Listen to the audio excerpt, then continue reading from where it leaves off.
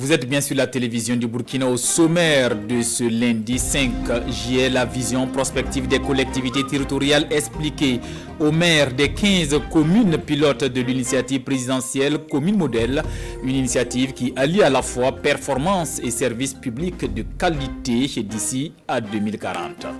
À suivre également la une, la Nyanya résiliente entame cette campagne agricole avec sérénité. Bonne nouvelle, les prévisions météorologiques se confirment avec un début précoce de la saison des pluies. Voilà pour le menu de ces 13h. Mesdames et messieurs, merci de nous suivre. Mais avant de développer ces titres, c'est à la primature que nous ouvrons ce journal.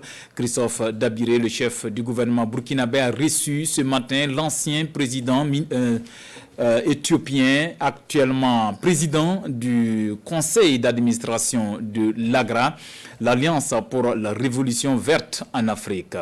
Haïlé Mariam Desalegn est venu traduire le soutien de son institution à deux initiatives du président du Faso, à savoir produire 1 million de bripadi par an et assurer à chaque enfant en âge scolaire au moins un repas équilibré par jour. Compte rendu de l'audience avec Kwale Nebié et Sanoua Christine Koulibaly. Plus qu'un geste, c'est un soutien à deux initiatives présidentielles. La première, assurer à chaque enfant en âge scolaire au moins un repas équilibré par jour. Soutien apporté par l'AGRA, l'Alliance pour une révolution verte en Afrique, au président du Faso, champion africain de la nutrition, et à son initiative nationale. L'échange de parapheurs que vous avez suivi ici, il s'agit du programme phare qui porte sur la nutrition.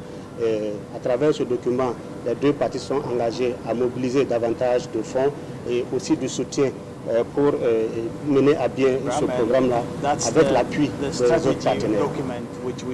Produire 1 million de tonnes de riz paddy par an, une autre initiative présidentielle réaliste et réalisable selon l'AGRA qui apporte également son soutien.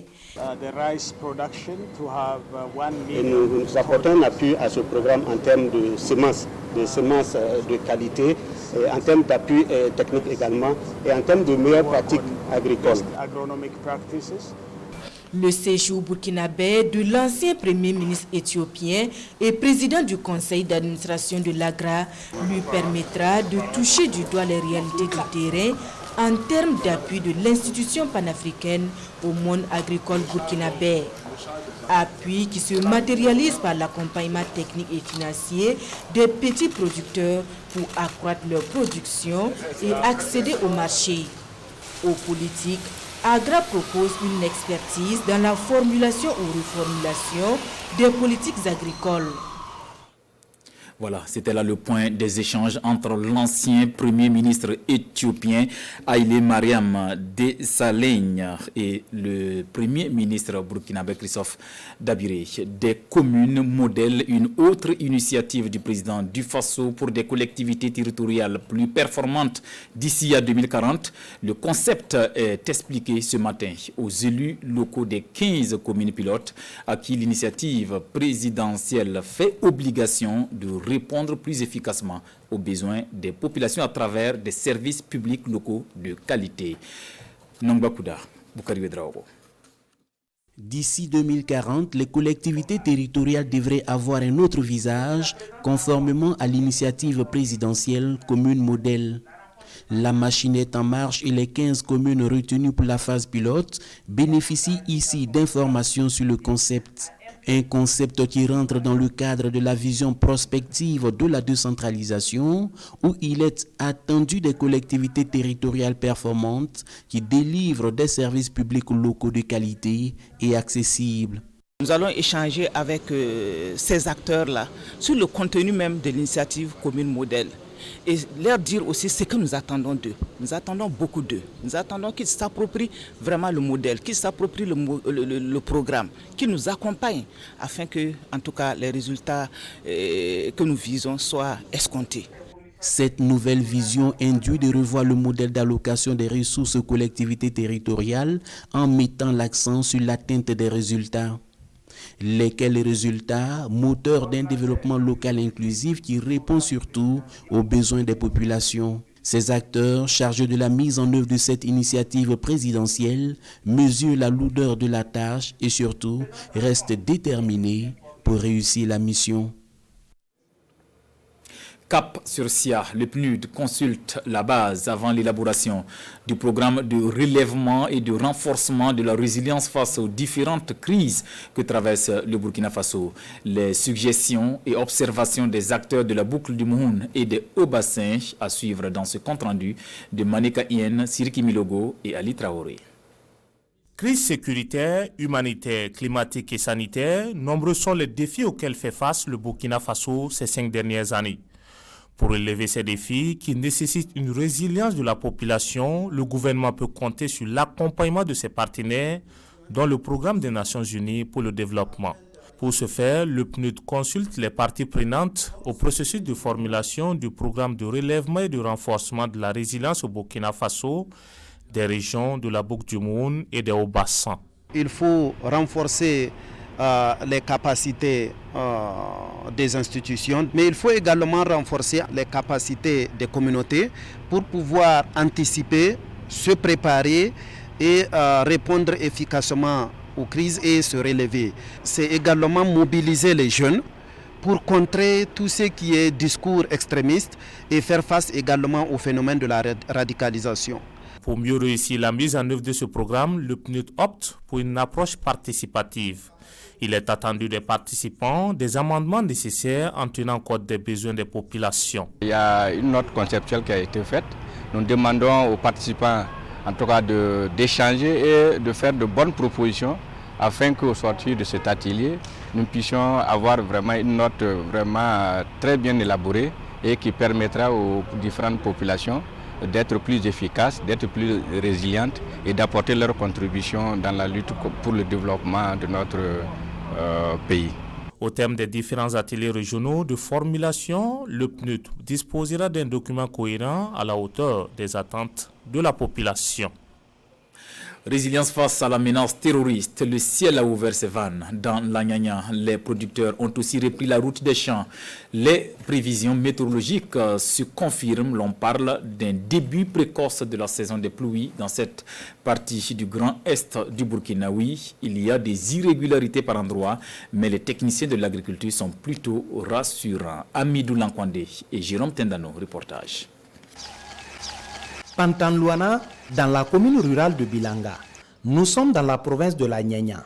La saison des pluies s'est précocement installée ici, telle que prévue par la météo. Dès le 5 juin, nous avons reçu des pluies utiles qui ont permis aux producteurs de démarrer les semis. Jonas Nadenga est en plein sarclage dans son champ de sorgho Kapelga de 3 hectares au stade de levée-feuille. On a soulevé tout, on sème le mil d'abord, après arachide avec le niébé et le sésame. Le haricot, là, on n'a pas cultivé d'abord. Le date même, c'est un peu moins. En attendant la période indiquée par son encadreur pour emblaver les 3 hectares restants de son exploitation, c'est un producteur plein d'espoir et surtout fier de ce que la terre lui offre. Vraiment, c'est très bien pour moi. Parce qu'avant, là, quand je cultive au mois avril, il n'y a pas de nourriture. Maintenant, je nourris bien et je vends ce qui reste. Maintenant, j'ai un moto, j'ai acheté un serrette, il y a un bœuf, donc c'est très bon. C'est un producteur vraiment qui écoute les conseils des agents d'agriculture et qui les met en pratique. C'est de continuer maintenant à l'entretien des cultures, d'effectuer aussi le démarrage. Quand vous regardez au niveau des poquets, il y a beaucoup de plants. Donc en même temps qu'il fait le cerclage, il doit pouvoir démarrer avant d'appliquer maintenant les engrais. À une 60aine de kilomètres de là, Kombouansin, un village de la commune de Bogandé. Moussa Kobori est également en plein sarclage avec les membres de sa famille. La pluie a commencé tôt, mais elle n'est pas régulière. C'est ce qui nous inquiète un peu. Nous essayons de nous adapter. C'est un producteur modèle parce qu'il pratique la diversification. Voilà. Donc vous avez vous-même constaté, il a des céréales déjà au stade bien levé et il a aussi des légumes qu'il a mis en place. La dernière pluie remonte à 5 jours de cela. Rien d'alarmant selon le directeur provincial de l'agriculture de la Nyanya. Mieux, cette saison pluvieuse est légèrement en avance par rapport à celle précédente. À la date du 21 juin, tous les postes pluviométriques suivis ont enregistré des pluies. Nous sommes légèrement en avance et la situation est acceptable par rapport à l'année écoulée. Le directeur provincial de l'agriculture de la Nyanya invite surtout les producteurs à appliquer les conseils agrométéorologiques diffusés dans les radios locales. Un autre défi à relever, c'est celui d'éradiquer le VIH-Sida d'ici à 2030. L'ONU-SIDA a sa stratégie qui couvre les périodes 2021 à 2026. Cette nouvelle stratégie mondiale est assortie d'une feuille de route qui consiste à fournir aux personnes ce dont elles ont besoin pour mieux se protéger. Au Burkina, le SPCNLS invite les organisations de la société civile à s'approprier la nouvelle donne. Explication de Souleymane Sanou et Aimé Solange Digman. Avec un taux de prévalence nationale d'au moins 1%, cette stratégie mondiale ONU-SIDA 2021-2026 va permettre au Burkina de réduire les inégalités et de donner la priorité aux personnes qui n'ont pas encore accès aux services de lutte contre le VIH. Il s'agit en autres que d'ici à l'horizon 2026, que 95% de ceux qui ne connaissent pas leur sérologie puissent savoir, que 95% de ceux qui connaissent leur sérologie peuvent être sous le traitement et que 95% de ceux qui sont sous traitement puissent supprimer la charge virale. Donc c'est un ensemble d'actions que les différents États membres de l'ONU ont adopté pour qu'à l'horizon 2026, on puisse, n'est-ce pas, éliminer en fait déjà les inégalités. Cette consultation nationale vise à faciliter la revue et l'appropriation par les acteurs de la société civile de la stratégie. Toute chose qui leur permettra d'élaborer une feuille de route pour sa mise en œuvre. C'est vrai que même si le taux est à 1%, je dis même 0,0%, il y a quelque chose qui est là. Il faut rester toujours vigilant. On va faire une feuille de route de 2021 à 2026 pour dégager déjà des solutions pour que d'ici en 2030 pour qu'on puisse éliminer le VIH au Burkina Faso. L'objectif ultime est d'accélérer les progrès vers la réalisation de la vision zéro nouvelle infection à VIH, zéro discrimination et zéro décès lié au sida. Toujours dans le registre santé, des spécialistes en hémodialyse formés durant 24 mois ici au Burkina, tous des attachés de santé au nombre de 35, ils ont su allier à la fois théorie et pratique avec succès et entendent redonner espoir aux dialysés du Burkina. Sortie de promotion en images avec Rasmane Zoundi et Ahadi Sandamba. Ils sont 35 ces lauréats qui reçoivent leur parchemin de fin de formation en hémodialyse. Attachés de santé au départ, ils ont renforcé leurs capacités dans le domaine de l'hémodialyse. Promotion Dr Gérard Koulibaly, c'est le nom de baptême de cette première promotion. Un nom en hommage aux représentants des formateurs. C'est aussi l'occasion pour moi de féliciter les lauréats et qui n'ont pas du tout fait cette formation dans des conditions faciles, c'est plutôt difficile, puisqu'ils étaient obligés d'allier à la fois le travail dans le service et les études.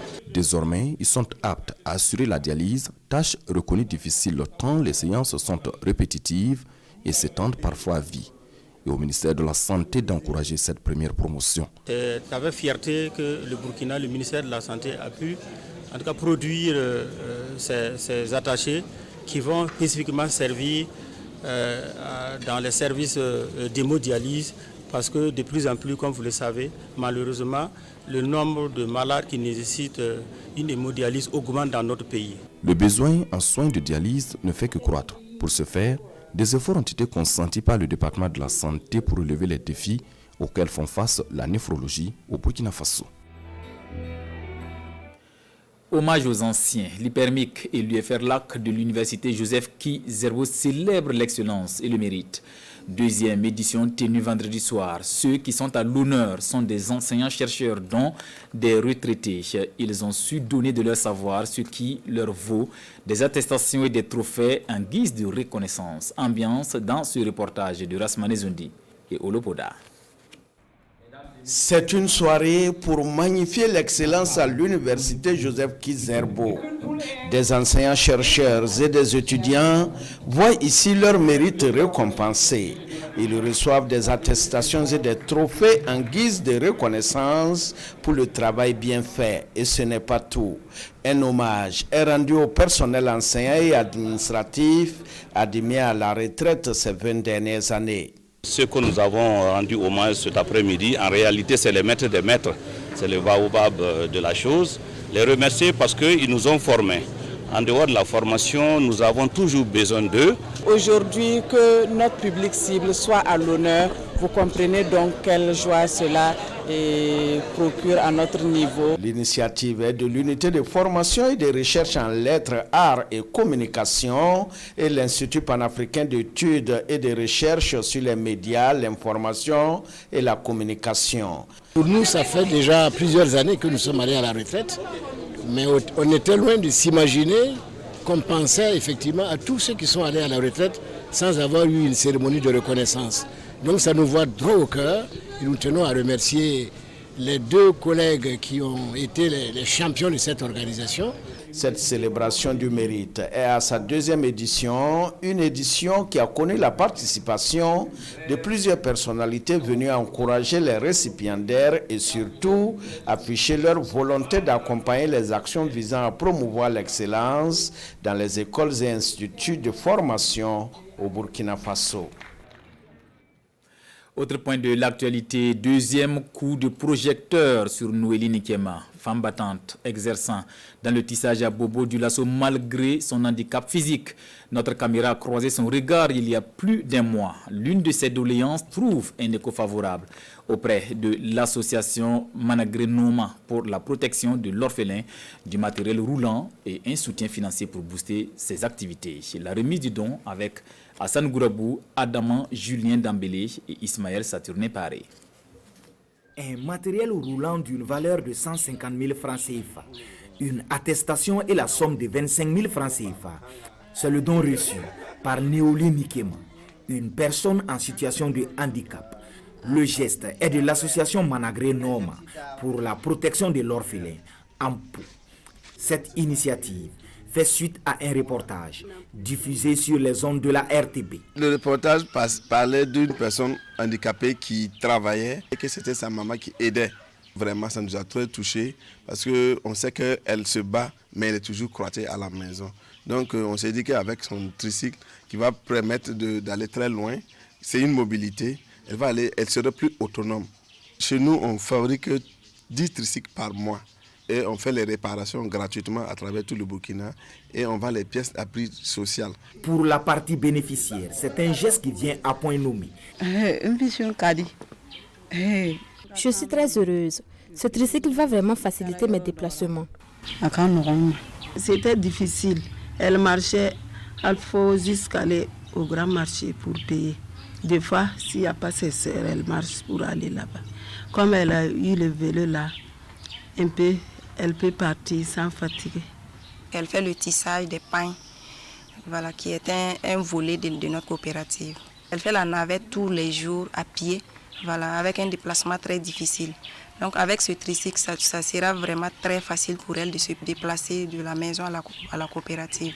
L'association Managré Noma existe depuis 26 ans. Elle vient en aide chaque année à plus d'une centaine de personnes en situation difficile selon son représentant.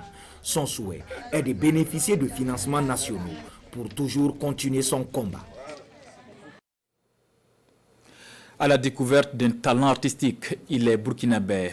Oza, de son vrai nom Zakaria Ouedraogo, artiste plasticien.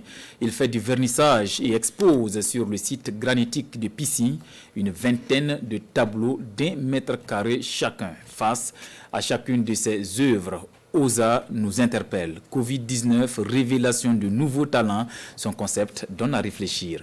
Nongbakuda, Nyakiteda. C'est un rappel du Covid-19, d'où le port du cache-nez par des femmes en pleine étude. Sur cet autre tableau, il est question d'un ange qui vient au secours d'un enfant qui a le virus, ce qui se matérialise par la fleur.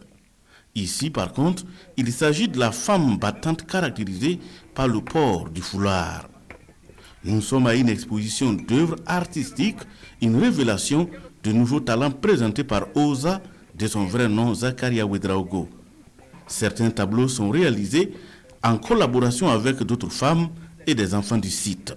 Quand on voit les couleurs que ces dames ont choisies, qui sont toutes très vives, très gaies, et en contraste avec le cadre qui est exceptionnellement impressionnant, avec ce gris, ces cailloux, avec en arrière-fond le bruit des femmes qui cassent, des femmes qui transportent, je crois que ça prend une dimension vraiment intéressante. Zakaria Ouedraogo, c'est un artiste à féliciter au regard de la qualité des œuvres qu'il a présentées et de thèmes même traités, qui est un thème d'actualité. Une vingtaine d'œuvres avec des couleurs chaudes. Oza expose ici des tableaux d'1 mètre carré avec plusieurs thématiques, dont femmes et pouvoir, le couple, les porteuses, la valorisation du faso d'Anfani et bien d'autres. À travers ses œuvres, l'artiste rend un hommage à sa mère et au-delà à toutes les femmes. J'étais à côté d'elle tout le temps. Voilà, et c'est elle qui faisait un peu tout pour moi. Donc l'idée de m'inspirer, c'est de valoriser la femme. Dire que pas forcément l'homme, mais la femme a une valeur aussi. Et les enfants, comme j'étais un enfant, voilà, l'idée c'est de lutter pour ces femmes aussi, que je vois plein qui souffrent. Voilà, que j'aurais aimé aussi qu'un jour, le rayon d'un soleil clément vienne inonder leur cœur à jamais. Pour s'offrir une œuvre de Oza, il faut débourser au moins la somme de 450 000 francs CFA. Revue de presse avant de refermer cette édition à lire à la une des quotidiens le voyage du président tchadien, le général Mahamat Déby à Paris et l'annonce de la reprise de la coopération militaire avec le Mali. Nous suivrons également l'analyse de nos confrères sur la marche de l'opposition politique contre la montée de l'insécurité et la tenue des premières journées de redevabilité de l'Assemblée nationale à Bobo-Dioulasso. Lecture croisée des journaux avec Hadi Sandamba. Première journée de redevabilité, Bobo dans l'action du parlementaire de terrain, titre l'Observateur Palga. Dans ses colonnes, le journal qualifie l'événement d'inédit. La rencontre de SIA n'a pas été du tout repos pour les élus locaux, les OSC, les opérateurs économiques, les populations, bref, les forces vives des hauts bassins, car pour le doyen des quotidiens burkinabés, ils ont saisi l'occasion pour cuisiner les députés par des questions et des préoccupations avec une certaine liberté de ton. Les populations de Bobo-Dioulasso se sont senties proches des députés, soutient Sidouaya. Dans ses colonnes, le journal de tous les Burkinabés reprend les propos de l'élus nationaux, locaux, d'anciens parlementaires et bien entendu des citoyens lambda qui apprécient la tenue de ces journées de redevabilité. Une autre actualité du jour, la marche contre la montée de l'insécurité au Burkina Faso. Mauvaise gouvernance et insécurité au Burkina, la colère monte, s'exclame le journal Le Quotidien, qui rapporte à cet effet que c'est sous la houlette du chef de file de l'opposition politique que la marche a eu lieu. À mon confrère de souligner que les manifestants ont assuré la marche dans la discipline et le respect de l'esprit de la marche. Et il dit qu'au bureau de fait le bilan des attaques terroristes à cette marche. Et qu'a-t-il fait de son serment? Une interrogation du chef de file de l'opposition politique pour qui le président du Faso doit savoir s'entourer de femmes et d'hommes compétents. Autre titre de l'actualité, Mahamat Déby en France et la reprise de la coopération militaire avec le Mali. Quelles sont les garanties que Paris a arrachées à Bamako et N'Djamena? S'interroge aujourd'hui au Faso. Dans sa radioscopie du jour, le journal mentionne que les bouderies de l'Élysée envers le Mali n'auront pas duré longtemps. Et durant tout ce mois, la France n'a cessé d'adouber la transition tchadienne, d'où ce dîner de Mahamat Idriss Déby avec le président français. Le menu principal est évidemment la sécurité au Sahel, s'exclame l'éditorialiste. En contrepartie, il y a un minimum de garantie, que Mahamat respecte la durée prévue et que Goïta de son côté ne fasse pas trop copain-copain avec certains terroristes, précise le journal. C'était là notre version de l'actualité de cette mi-journée. Merci de votre fidélité à la télévision du Burkina. À bientôt.